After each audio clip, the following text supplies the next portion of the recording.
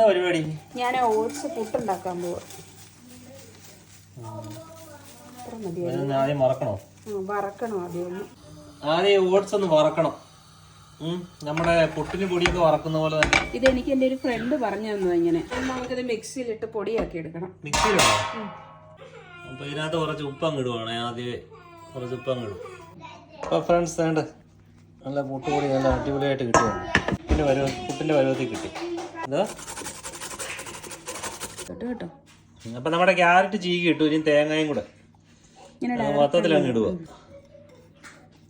എന്നിട്ട് ഇതിൻ്റെയൊക്കെ നനവും കൊണ്ട് നമ്മളിത് ഒന്നുകൂടെ ഒന്ന് മിക്സ് ചെയ്യുമ്പോൾ കറക്റ്റ് ആകും.